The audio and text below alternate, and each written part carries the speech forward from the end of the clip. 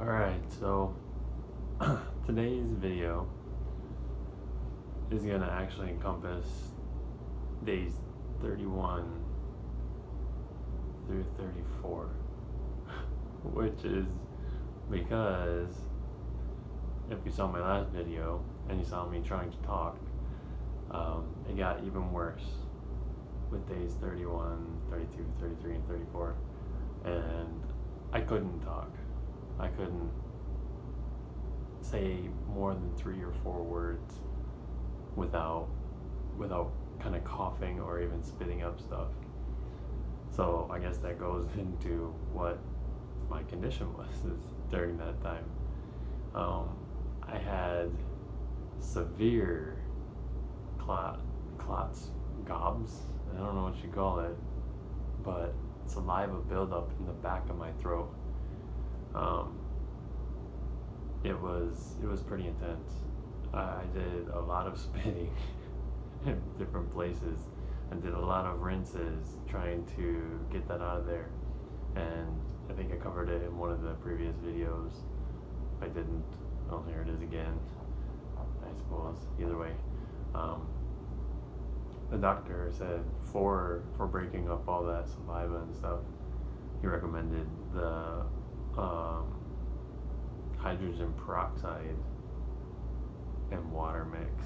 And I was just like, wow, I look at hydrogen peroxide as like something that you put on a cut or something like that really put in your mouth and slosh around. He's like, yeah, it sounds strange, but it works really well for breaking up that saliva and getting it out of there.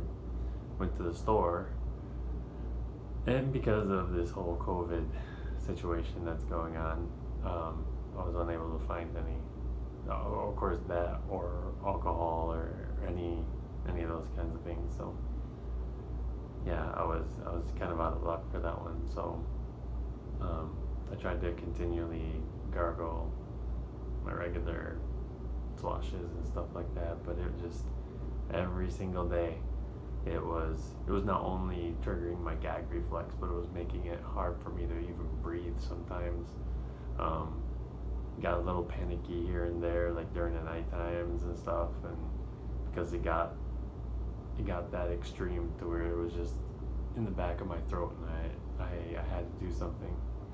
And so between that and my throat already feeling sore from the radiation, the back of my tongue feeling like, I guess I got a little bit right now from the radiation, it also having its effect on me.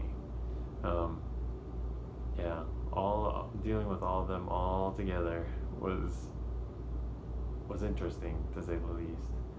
And so it was a lot to take on all at the same time.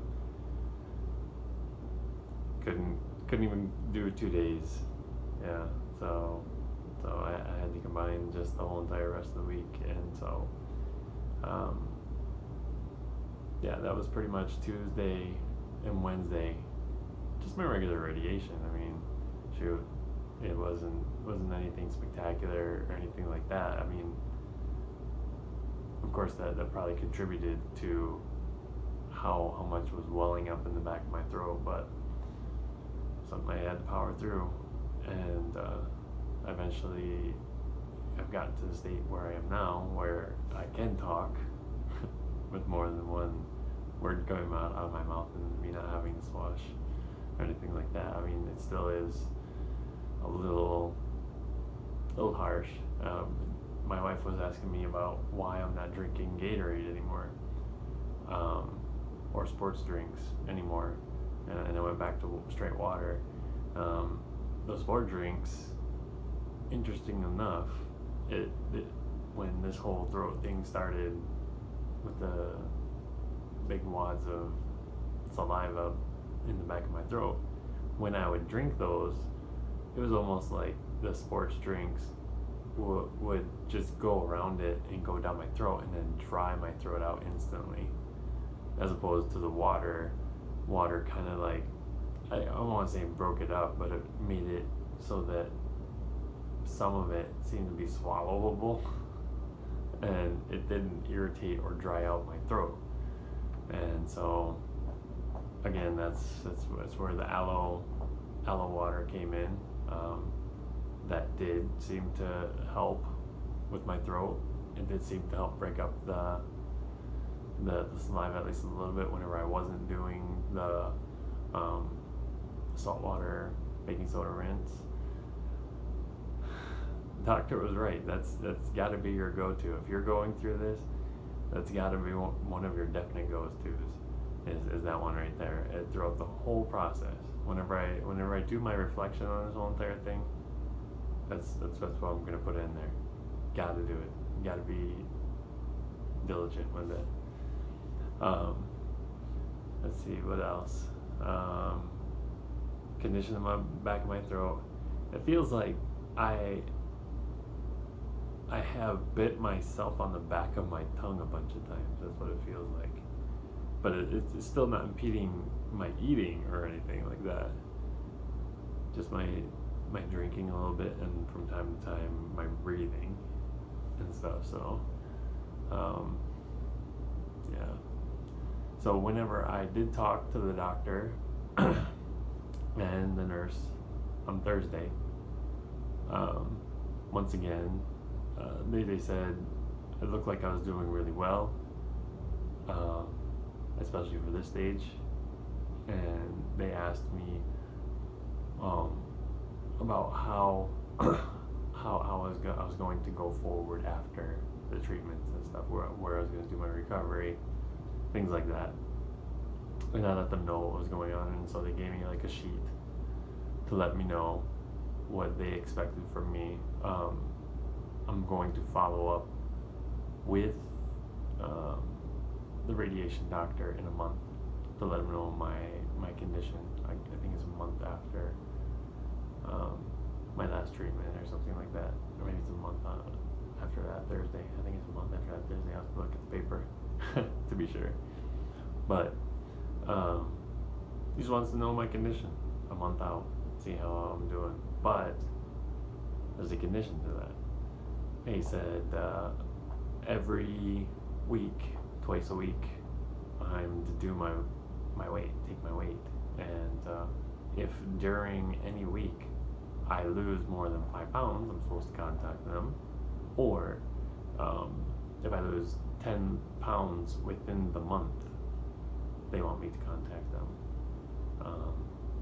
So that's how it's going to start out, is me keeping track of my weight and finding out what's going on. I guess so far throughout this whole entire thing, the almost 2 months that have passed, I've lost just short of 10 pounds. So yeah, I'm definitely a lot less active. So yeah, maybe that's played a part in it, I'm not sure. But I have a feeling once I get my appetite back and stuff like that, it'll be easy to put that back on, but we'll find out. Let's see what else. Oh yeah, so it sounds like every month that'll be the thing, checking in with him until I get to that 3-month mark. And the 3-month mark, it'll be me going back in for a PET scan and reporting to both the radiation and the medical or chemo doctors. And at that point they're going to establish whether or not everything is clean, if everything was successful, if I've been cured. And part of me is like, man, I hope so, man, I hope so. Most of me is saying, I can pretty much tell I am, but maybe it's just me being hopeful, being positive thinking and stuff like that. But yeah, so that's what it is. The radiation, 1 month, checking in, making sure. Well, but I forgot this part, but the radiation doctor did say I can call in if I'm feeling good. If I'm feeling like even back to my normal self or whatever, he said go ahead and just call in and just let us know if you have any symptoms or anything like that. But physically you're doing good.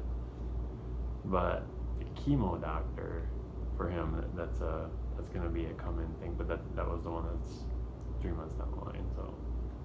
So yeah, it'll be check in, and then 3 months, come back in for a PET scan and be evaluated as to where I am in terms of cure, not cure.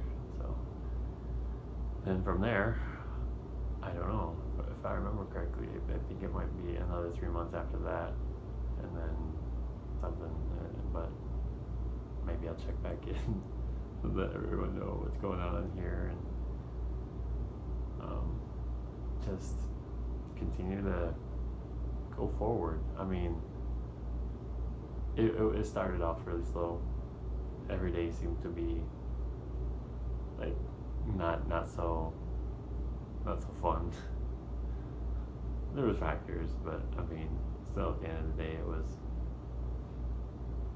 not so fun. But around the halfway mark, things started to pick up, and I noticed that my aunt, she made mention of it. It seems like I'm more positive, or I'm doing better now and stuff, and that might be, probably is, because I just feel like, yeah, better things are happening. So, and it was kind of hard not to be whenever you could see the end in sight, and yeah. So after this, got one more treatment, one final radiation treatment, and then they will do their send off, and should be great, should be awesome. So that's all I got for this one, and I'll check back in with you guys after the last one.